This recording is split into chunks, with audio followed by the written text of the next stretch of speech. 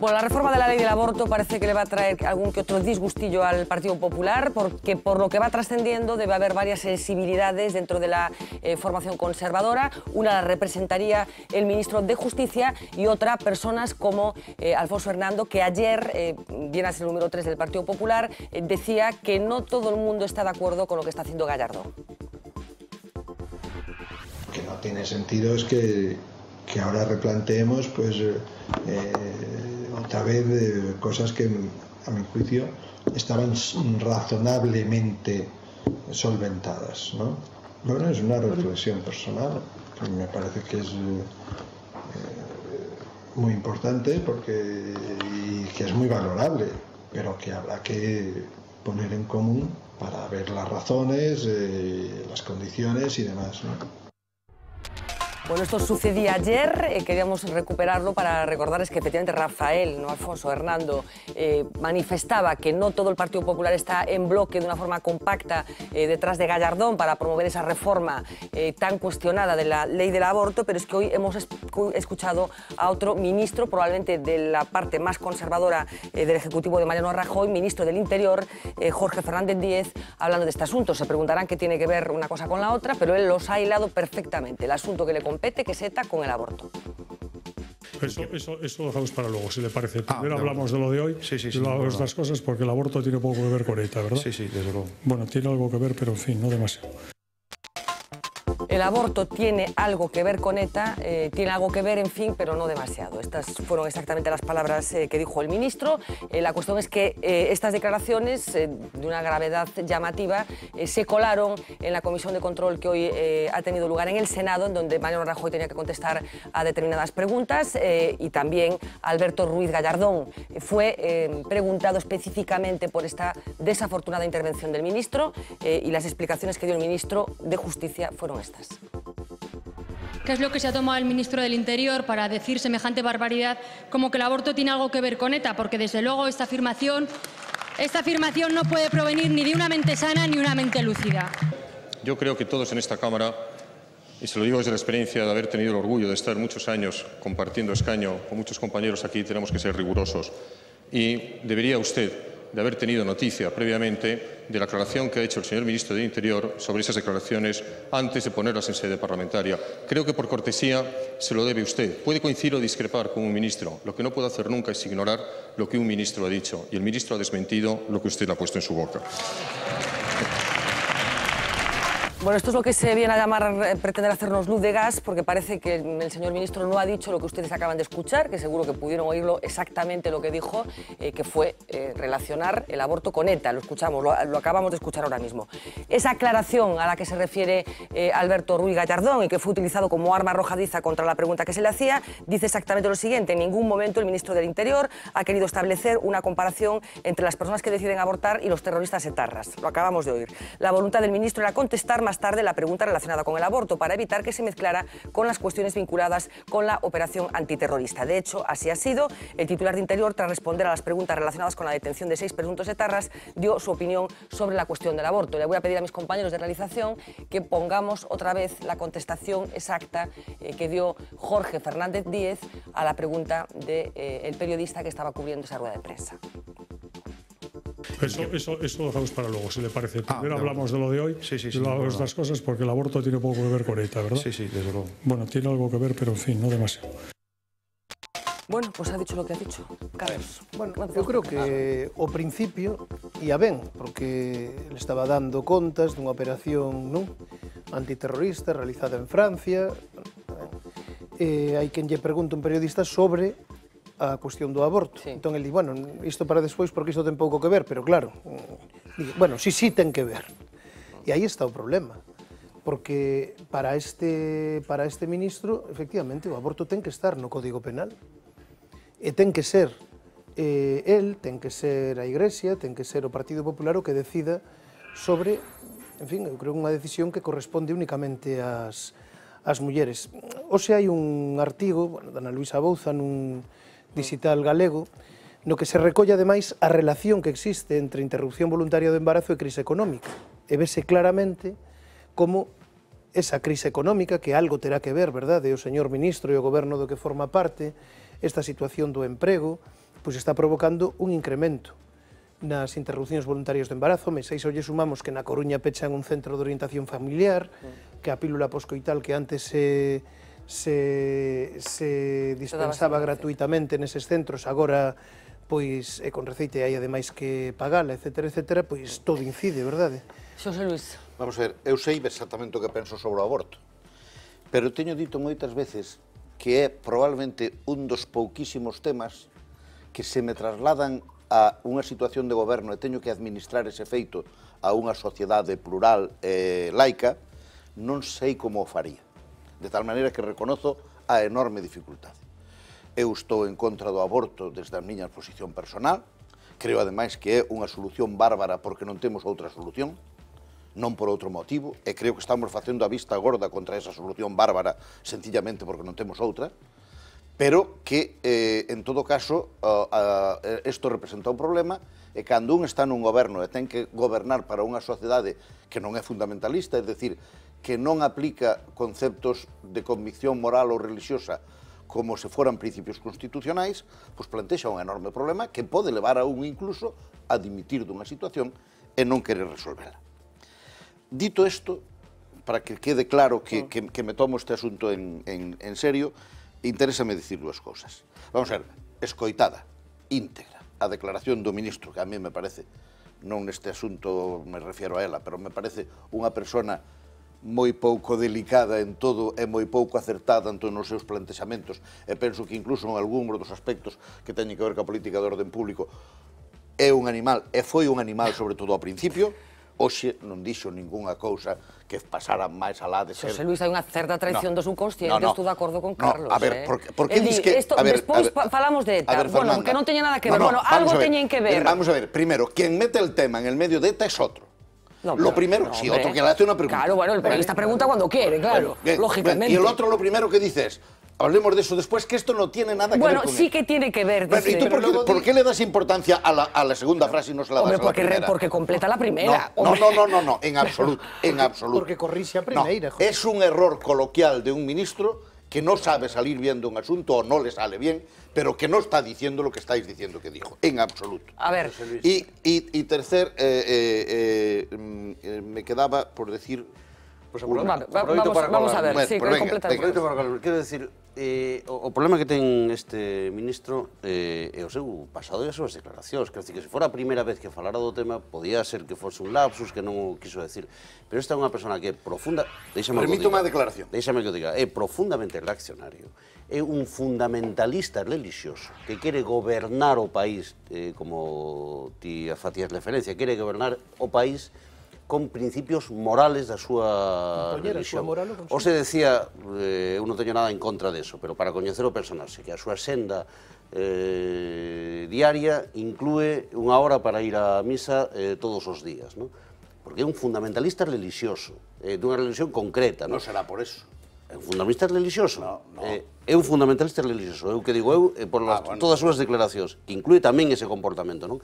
E esa persoa que é a que ten que defender dende o Ministerio do Interior os dereitos dos cidadáns, pois precisamente, como ben decía Carlos, está pensando en meter no cárcere as persoas que interrumpen, porque eso sería o seu desexo.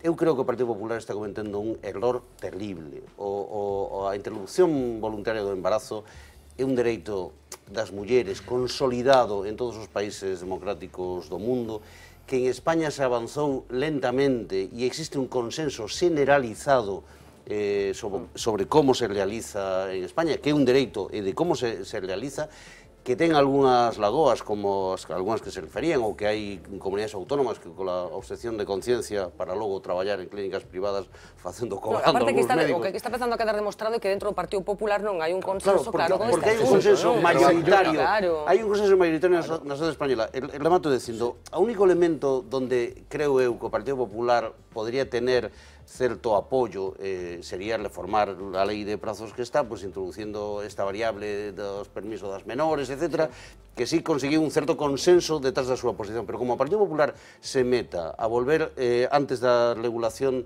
do ano 85, do ano 85, eliminando, por exemplo, o suposto das malformacións, vai abrir un debate que este país non está para eso. Manolo, necesito puntualizar una cosa. Primero, no estamos juzgando elementos de conciencia. Lo que piensa o lo que le gustaría al ministro no es lo que está en este momento en juicio.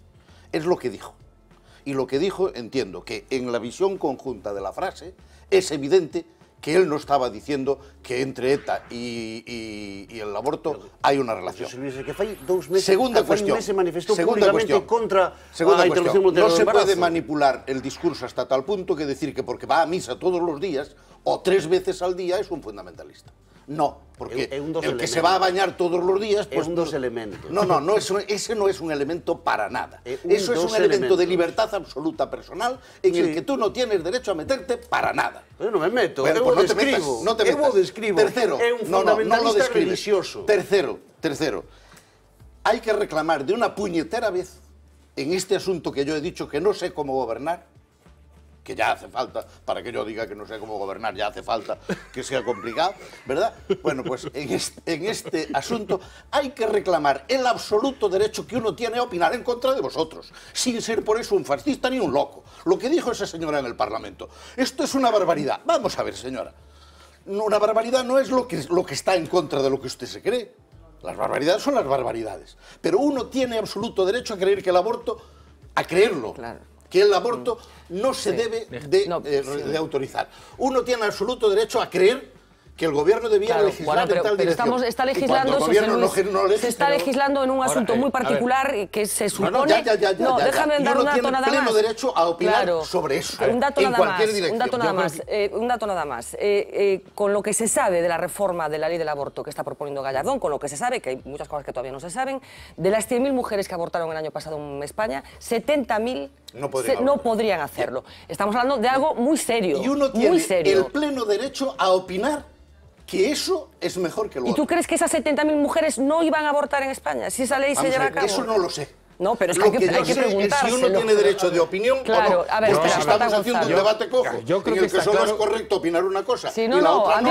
Yo creo que está claro que es fundamental, yo creo que el derecho a opinión está totalmente, hay que garantizarlo. Razonablemente, a decir pues que habrá gente, es algo que ha existido en este país y en todos los países democráticos, que hay gente que cree que no debe haber el derecho al aborto y esto es algo que está totalmente aceptado. Es decir, lo poníais muy bien aquí en V cuando salían los carteles que están puestos por las ciudades como Vigo, como La Coruña, en el cual sale una ecografía de un feto y sale una cara de un niño y dice yo soy niño desde el principio. Fíjense si hay derecho a opinión, que hasta en los carteles de las ciudades se puede. Yo creo que el derecho a opinión no está cuestionado, yo desde luego lo respeto. Yo tengo una perspectiva distinta, es decir, mi perspectiva personal, que también aprovecho para trasladarla, es justamente distinta. Yo tengo la perspectiva de que bueno, la vida humana es algo más que simplemente un feto en unas determinadas semanas de gestación. Yo creo que hablar en el sentido de un ser humano, de una vida, en el término humano como lo comprendemos, no nos puede hacer referencia a las primeras semanas de una gestación o de un embarazo y por lo tanto creo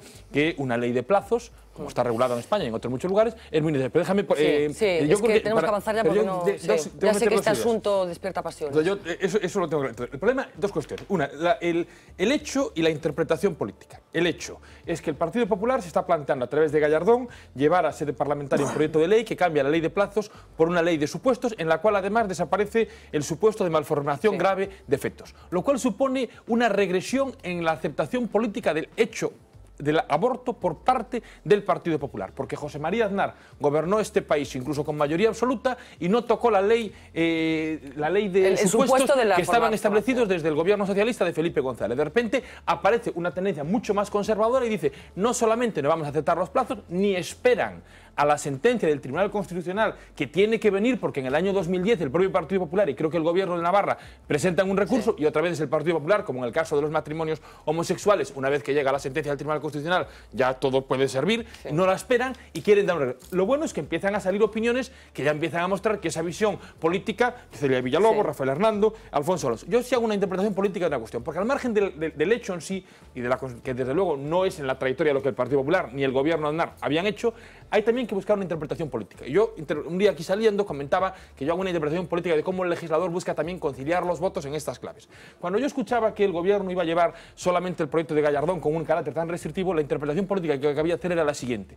El Partido Popular está perdiendo muchísimos votos, el centro político se le puede ir por la crisis económica y el único argumento que tiene es garantizar los votos más de la derecha para llevarse 6 millones fijos a las urnas. Cuando empiezan a salir estas muestras y otros sectores empiezan a decir que no, dicen, oigan, no podemos jugar solamente al sector que en este país no quiere ningún tipo de aborto porque es una locura y porque además nos hace perder una parte del voto del centro político, incluso de tal que lo podríamos tener si no metemos ese recorte o ese retroceso en los derechos sociales que está planteando la ley de Gallardón, que es inadmisible. Inadmisible. Sí, pero eu creo que eu estou de acordo co que dixo José Luis, efectivamente, eu creo que cada quen pode ter as conviccións, a moral, os principios, e son tan respetables como calquera outro. E as opinións políticas. E as opinións políticas que queiran. O que xa non é tan respetable é intentar impoñer nunha sociedade pois pluralista, onde non hai unha única moral, intentar impoñer a través da legislación unha determinada moral. E ti dixéchelo tamén, que ti non terías claro que farías. Eu creo que o que non se pode tampouco é actuar con hipocresía.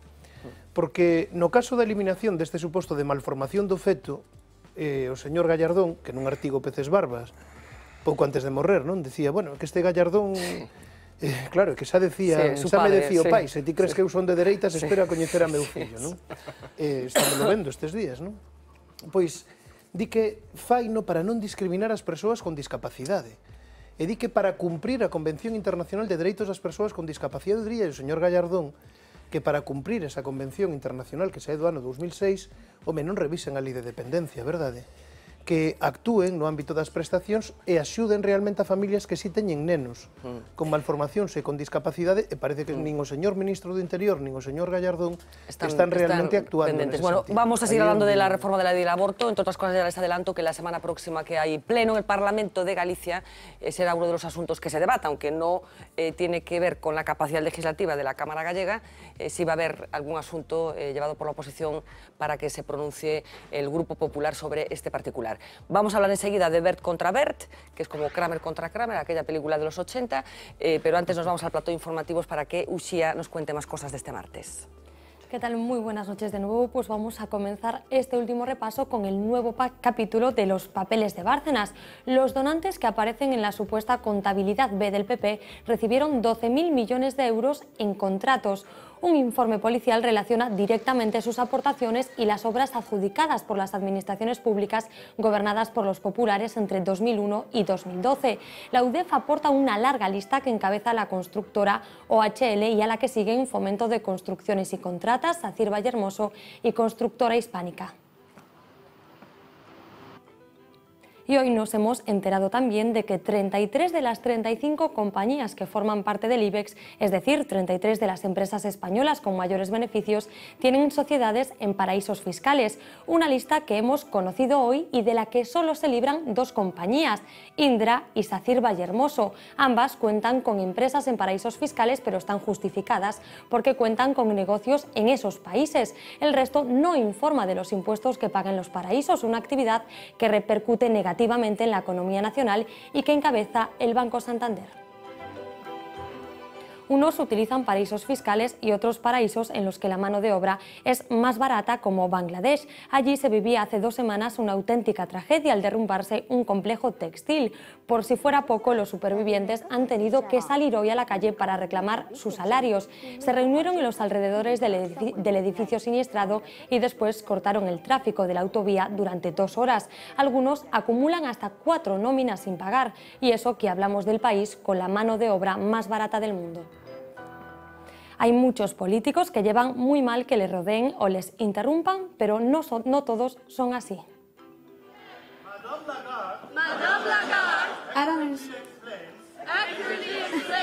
La directora del FMI se plantaba una inamovible sonrisa para hacer frente a una protesta que la cogió totalmente por sorpresa. Lagarde mantenía un encuentro con estudiantes de la Universidad de Ámsterdam cuando un grupo de alumnos comenzó a cantar la letra de la canción con prometidas preguntas sobre las políticas de austeridad promovidas por el Fondo Monetario. Ms. Lagarde, Y esta mujer que ven que se resalta en este círculo es ni más ni menos que la oscarizada actriz Helen Mirren. Estaba protagonizando una de las funciones de su nueva obra de teatro cuando se vio interrumpida por la música que sonaba en el exterior de ese teatro, la de una banda que promocionaba un evento del orgullo gay por las calles de Londres. Ni corta ni perezosa, vestida como el personaje que interpreta, el de la reina de Inglaterra, salió a llamarles la atención. Y hoy, ya más tranquila, llegaba así al teatro, con una camiseta en la que podíamos leer en la parte posterior: tambores sí, pero por favor, no en los exteriores del teatro. I spent like 5-10 minutes on stage trying to, allow the audience to hear what I was saying, which was sort of impossible. So I was like steaming. So I came straight, I literally walked straight off the stage, straight up the stairs, straight out that stage door, and they were like right here. It was so loud. Con Helen Mirren terminamos hoy, Fernanda. Bueno, pues dos variables del Scratch, el de Christine Lagarde y el de Helen Mirren, que son dos formas distintas de resolver una protesta. Muchísimas gracias, Uxía. Nos vamos a la primera del periódico Mañana. Enseguida veremos los vídeos de Bert, pero el titular de apertura, como les decía, de La Voz, de la primera edición, unos 11.000 empleos de la conserva gallega peligran por el pacto Unión Europea-Tailandia. La industria pide al gobierno que los transformados de atún se excluyan del acuerdo que comienza a negociarse este mes. Destacar también que solo la banca española está dispuesta a dar más dinero a Pescanova, cuyo tercer accionista anuncia que denunciará a Fernández de Sousa, el último capítulo de esta peripecia terrible que se está viviendo con la multinacional gallega. Foto de primera, muy llamativa: Víñame matar. A un lucense le fracturaron los brazos en una discusión por el derecho a plantar en una pequeña parcela. Y destacar un último titular: varios países quieren comprar el Príncipe de Asturias para usarlo como portaaviones. Como saben, el barco ha dejado de ser utilizado por la Armada Española. Les decía, uno de los asuntos del día, sin duda, tiene como protagonista al hermano del ministro, Bert, que hoy ha decidido pasar de filiaciones fraternales y dejar claro que no está de acuerdo con la reforma que promueve su hermano. El profesor Bert, Juan Pablo Bert, prepara en Ciudad Real su clase. Al girar se descubre que le rodean más periodistas que alumnos. Somos sus alumnos, señor Bert, somos nosotros sus alumnos. Cosas de ser el hermano del ministro de Educación y protagonizar una protesta contra las medidas que defiende su hermano. ¿Le había comunicado a su hermano que hoy tendría esta actividad? ¿Y le parece bien? Bueno, eso ya... Eso me imagino que no mucho. La clase comienza. La política se confunde con el sectarismo, con lo que hacen los partidos. Y mientras en Madrid, los periodistas también rodean al otro Bert. Por lo menos por la huelga, que es humilde. ¿Por qué parece que es humilde? No, me estás interrumpiendo la subida de las escaleras. Pero no se enfaden, no tenemos menos de que su hermano se... Pero vamos a ver, primero, tú no me tienes a mí que dar consejos. Pues por eso. Punto número 1. Punto número 2. Yo no me he enfadado, simplemente he dicho que no me estáis dejando subir las escaleras. Bueno, pero podría usted contestar, ¿no? Bueno, pero simplemente os he dicho que me estáis interrumpiendo el paso. Y yo os voy a contestar, sí. He venido aquí a entregar los premios nacionales de bachillerato. Ni una referencia a la acción del otro Bert, que termina su clase y estampa su firma contra la reforma de la ley que promueve su hermano. Bueno, Manuel, parece que al ministro no le ha sentado muy bien la decisión que ha tomado su hermano.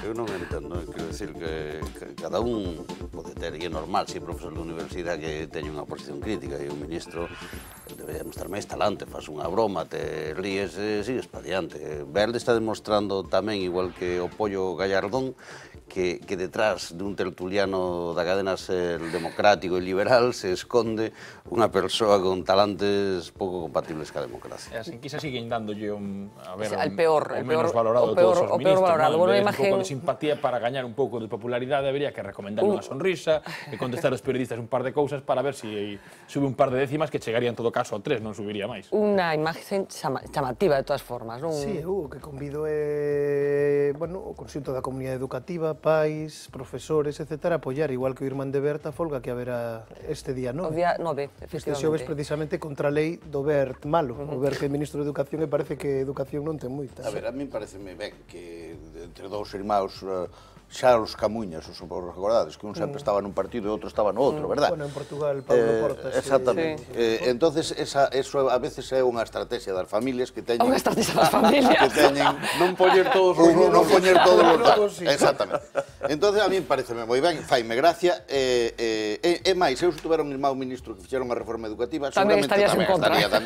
Ainda que non estuvera en contra, seguramente daría unha clase... Para animar as cenas de Nadal. Pero hai unha cousa que teño ganas de decir. Vos fixadevos a cantidad de tempo que gastamos no medio dunha crisis tan tremenda en tratar temas que son absolutas futilidades.